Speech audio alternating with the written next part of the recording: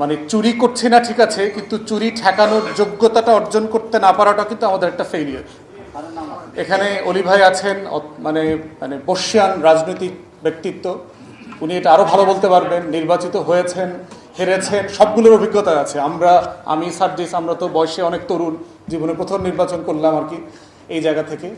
তো সেই জায়গাতে আমার কাছে মনে হয়েছে যে রমজানে আমরা যারা রাজনৈতিক কর্মী আছি, আজকে দেশের এই জায়গা থেকে আমাদেরকে বিবেচনা করা দরকার যে আমরা আসলে কি করতে পারতাম, কোন কোন জায়গায় জুলাই সনদে, ঐকমত্য কমিশনে যেই সেফগার্ডগুলো রাখা দরকার ছিল সেগুলো আমরা রাখি নাই।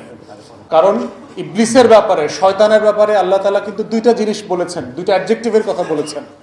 একটা বলছেন যে তোমাদের পরিষ্কার শত্রু, কোরআনে বারবার বলা হয়েছে সে তোমাদের পরিষ্কার শত্রু। আবার এটাও বলছেন যে তার কৌশল খুব দুর্বল, দঈফ বলছেন। তাহলে সে আমাদের শত্রু, কিন্তু সে আবার দুর্বলও।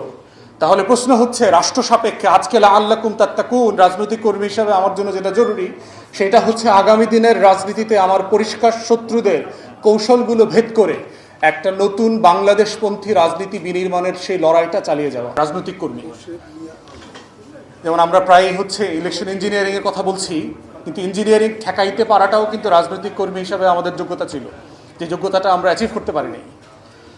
তো ব্যাপারটাকে এরকম যে ওই কাজের জন্য আমরা আসলে যোগ্য হয়ে উঠি নাই।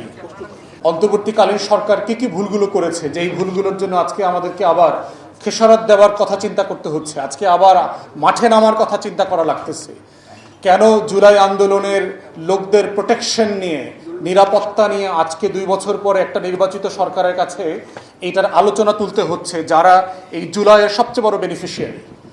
তাহলে সেই জায়গাতে আগামী দিনের যে নতুন রাজনীতির বিনির্মাণ তৈরি হচ্ছে আমরা দেখতে পাচ্ছি, সেই বিনির্মাণের জায়গাতে রাজনৈতিক কর্মী আকারে আমরা যারা বাংলাদেশপন্থী রাজনীতি করে যাব ভবিষ্যতে, সেই জায়গাতে আমাদের ভাবনার দরকার হচ্ছে যে আসলে আগামী দিনের সেই রাজনীতির বিনির্মিত হবার প্রসেসে আমরা আসলে কি রোল প্লে করব, কখন করব, এবং এমনভাবে করা যেন আমাদের শত্রুরা বারবার আমাদের কাছ থেকে এই সুযোগটা না নিতে পারে, সেটা খুব গুরুত্বপূর্ণ।